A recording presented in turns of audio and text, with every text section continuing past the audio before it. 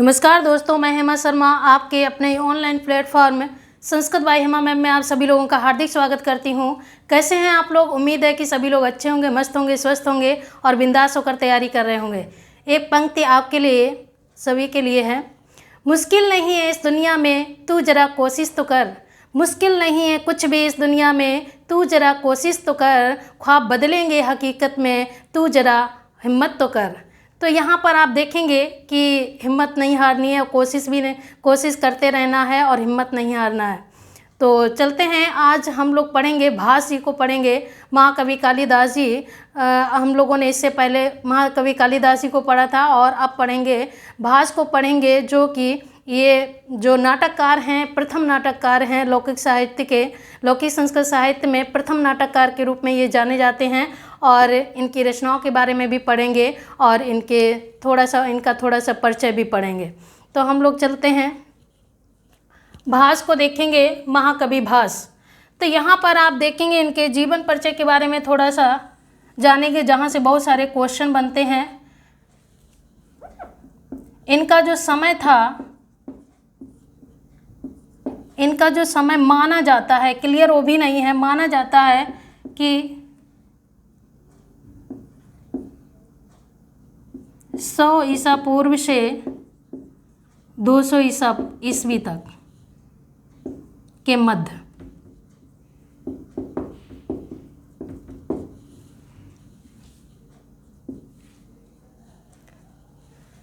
इनकी जो उपाधि थी वो थी धावक। धावक के नाम से ये जाने जाते हैं, ये धावक के नाम से भी जाने जाते हैं। इनका गोत्र इनका था भास।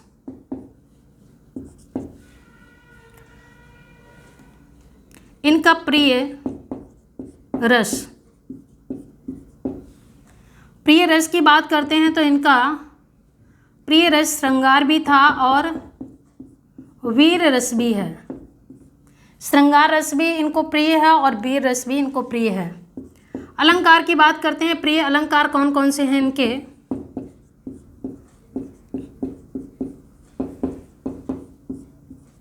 प्रिय अलंकार आप देखेंगे, अनुप्रास अलंकार, उत्प्रेक्षा अलंकार, उपमा अलंकार, रूपक अलंकार, और यहाँ पर एक और है स्वभावोक्ति अलंकार आदि। इसके बाद देखेंगे कि इनका प्रिय रस हो गया, प्रिय अलंकार हो गया।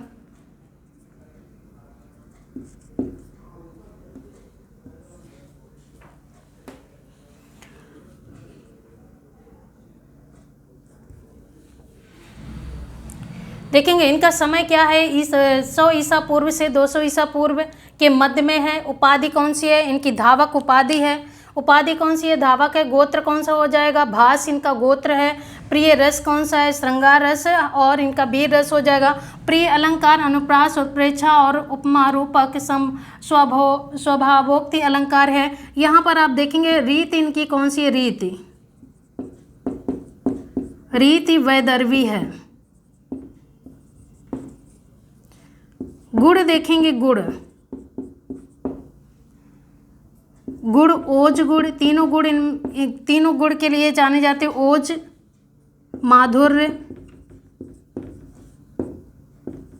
माधुर्य और प्रसाद गुण,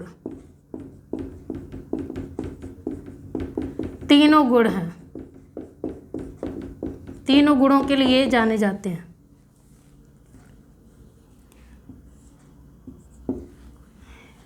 देखिए, लौकिक संस्कृत साहित्य के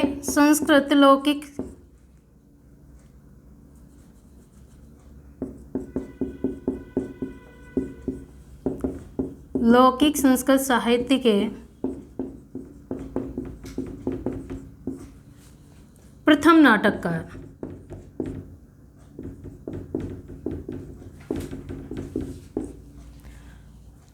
नाटककार हैं। ये देखिए लौकिक संस्कृत साहित्य के ये प्रथम नाटककार भी हैं, ठीक है। तो यहाँ पर बहुत ज़्यादा नॉलेज नहीं है, बस इतनी नॉलेज क्या इतने यहीं से क्वेश्चन ज़्यादा बन जाते हैं। बहुत ज़्यादा नॉलेज का मतलब है कि बहुत ज़्यादा नॉलेज नहीं देनी है, बहुत कम क्वेश्चन यहाँ से बनते हैं और जो बनते हैं वो मैंने आपको बता दिए। देखिए इनका समय क्या है, समय इनका क्या है, 100 ईसा पूर्व से 200 ईस्वी के मध्य इनका समय है। उपाधि क्या है, धावक है। गोत्र कौन सा है, भास इनका गोत्र है। प्रिय रस कौन सा है, श्रृंगार रस और वीर रस है। प्रिय अलंकार कौन सा, अनुप्रास, उत्प्रेक्षा, उपमा और रूपक आदि ये अलंकार हैं। रीति कौन सी है, वैदर्भी रीति है। गुण कौन सा है, गुण में देखिए ओज गुण, माधुर्य गुण और प्रसाद गुण, तीनों गुण आ जाते हैं। और लौकिक संस्कृत साहित्य के ये प्रथम नाटककार हैं। लौकिक संस्कृत साहित्य के प्रथम नाटककार पूछा जाता है कि बताइए संस्कृत साहित्य के प्रथम नाटककार कौन है, तो कौन हो जाएंगे, महाकवि भास। ये भास बहुत ही पुराने हैं और ये प्रथम नाटककार के नाम से जाने जाते हैं। और यहाँ पर देखिए किसके लिए जाने जाते हैं, ये नाटक के लिए जाने जाते हैं। इन्होंने नाटक ही लिखे हैं और कितने नाटक लिखे हैं, 13 नाटक लिखे हैं। यहाँ पर आप देखेंगे कि कितने नाटक लिखे हैं, 13 नाटक लिखे हैं और 13 नाटक के लिए ये जाने जाते हैं। तो इसके बाद हम इनके नाटक के बारे में आपको बताएंगे कि नाटक जो हैं वो कौन कौन से नाटक हैं। ये आपने देख लिया है, नोट्स अच्छे से बना लेना, अच्छे से पढ़ना। ये देखिए ये कहाँ कहाँ पर ये काम आएगा आपको मैंने बता दिया। हर जगह देखिए जो भी संस्कृत की जो भी परीक्षाएँ होती हैं उन सभी में इनका रोल बहुत ज़्यादा है। यहाँ से क्वेश्चन पूछ लिए जाते हैं, चाहे यूपी टेट हो, सुपर टेट हो, सेंट्रल टेट हो और चाहे आपका टीजीटी हो, पीजीटी हो, चाहे झारखंड पीजीटी जो फॉर्म आया है चाहे वो हो और चाहे आपका एलटी ग्रेड क्यों ना हो। देखिए संस्कृत साहित्य के इतिहास में भास जी तो पहले आ जाते हैं। तो चलते हैं हम लोग आगे, इनकी रचनाएं देखेंगे। इनकी कौन कौन सी रचनाएं हैं, जो इनके नाटक हैं उनके बारे में हम लोग पढ़ेंगे।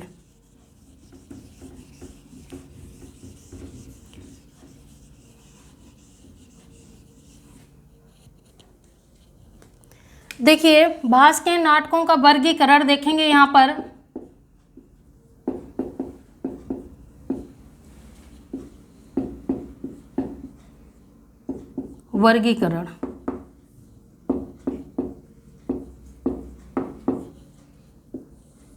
वर्गीकरण हम लोग देखेंगे। यहाँ पर देखेंगे, देखिए रामायण मूलक,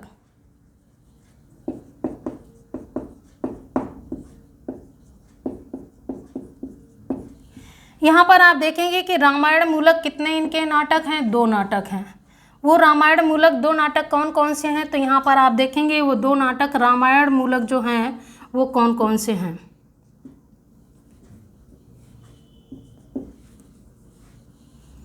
एक आपका है अभिषेक नाटक,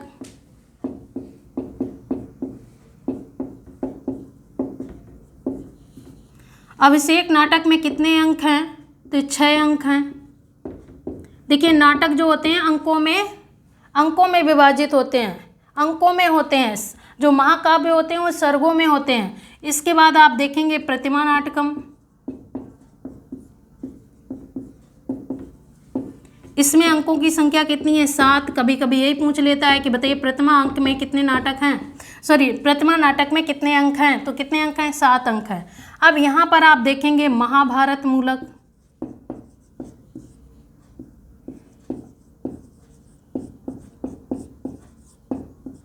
ये कितने हैं, यहाँ पर 7 नाटक हैं। महाभारत मूलक 7 नाटक हैं।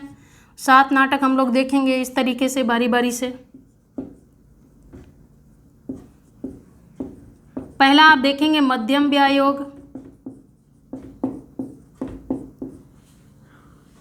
फिर आप देखेंगे यहाँ पर कर्णभारम,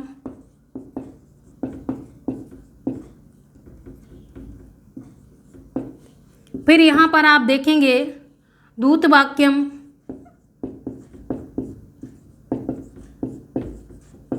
फिर यहाँ पर आप देखेंगे दूत घटोत्कच,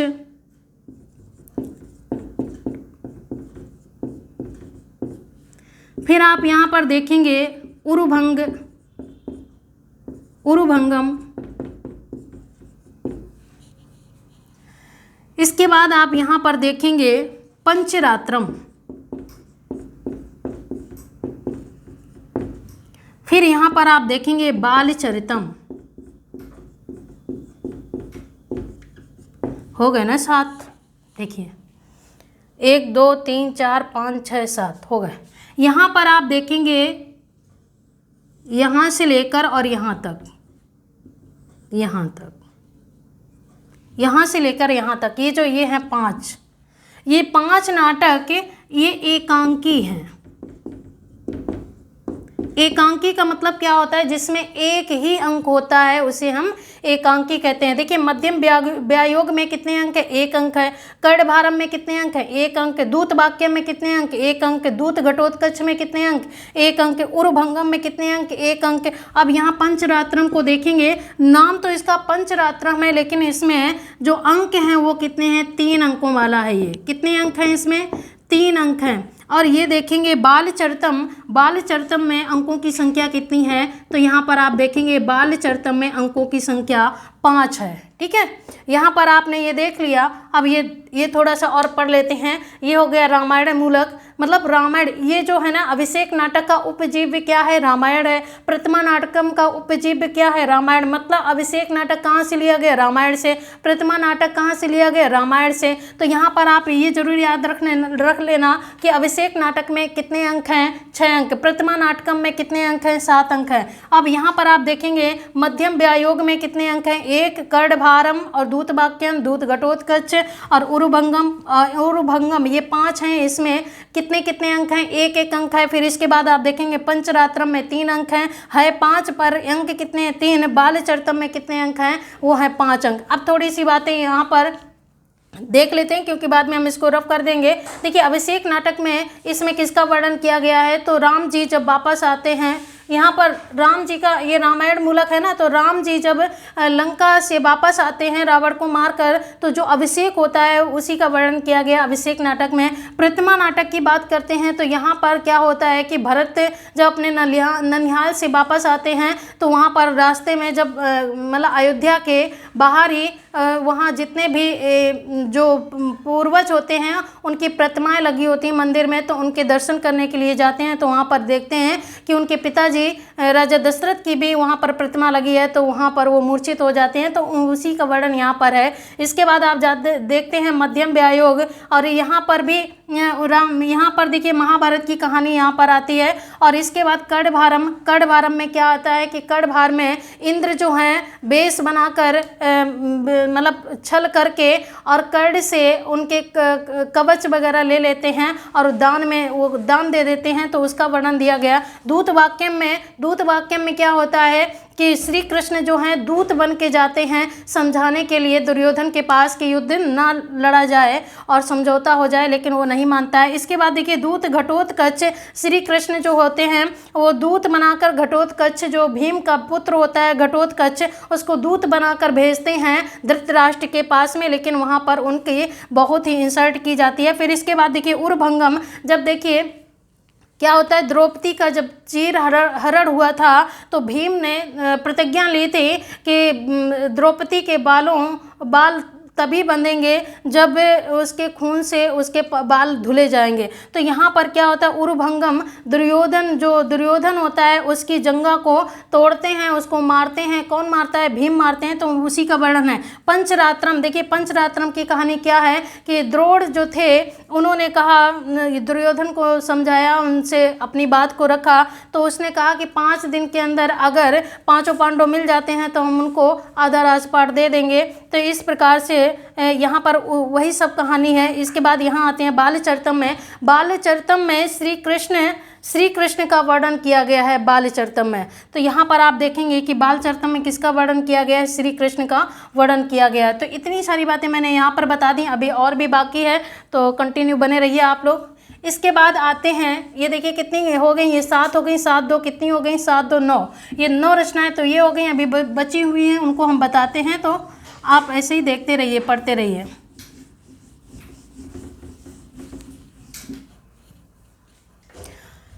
इसके बाद हम लोग आते हैं उदयन मूलक, उदयन कथा मूलक।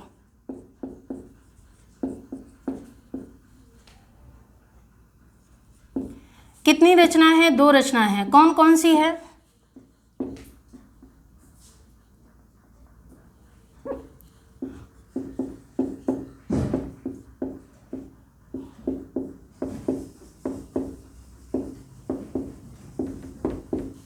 और एक आती है वासोदत्ता, स्वप्न वासोदत्ता।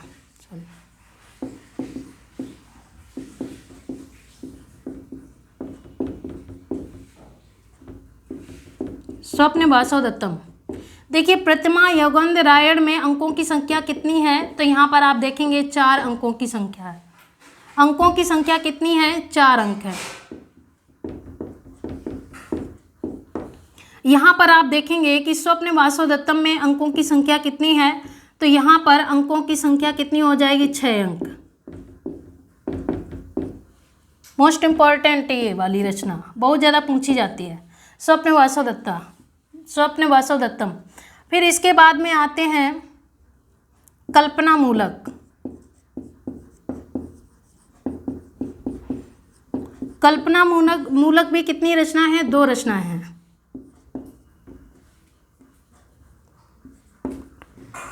देखिए पहली कौन है? अभिमारक,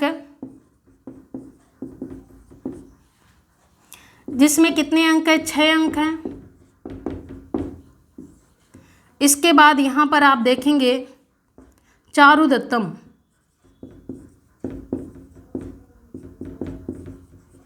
इसमें कितनी संख्या है? 4 संख्या है। अंकों की संख्या कितनी है? 4 है।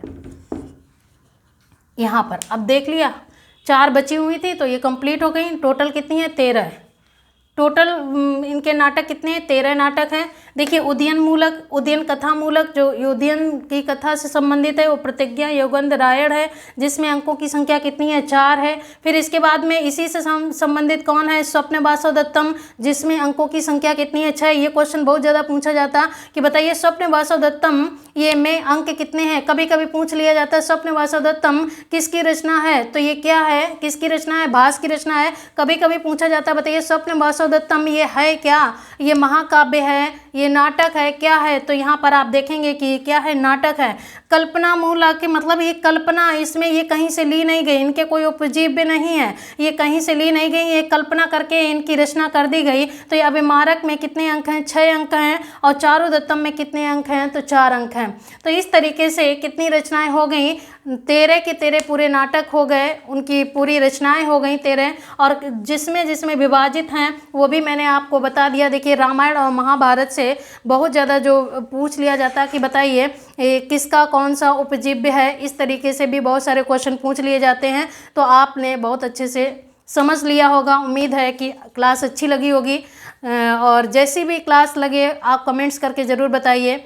और क्लास को लाइक, सब्सक्राइब और शेयर ज़रूर करिएगा। हम आपके लिए ही मेहनत करते हैं, इतनी मेहनत जो करते हैं आपके लिए और करते भी रहेंगे। अगर आप सब्सक्राइब नहीं करेंगे, लाइक नहीं करेंगे, शेयर नहीं करेंगे तो फिर मुझे कैसे हमारा मनोबल कैसे बढ़ पाएगा? तो मेरे मनोबल को बढ़ाने के लिए आप इतना काम कर सकते हो, हम इतनी मेहनत आपके लिए कर सकते हैं कि आप छोटा सा काम नहीं कर पाओगे। तो आज के लिए इतना ही, फिर मिलते हैं अगली क्लास में। तब तक के लिए जय हिंद, जय संस्कृत।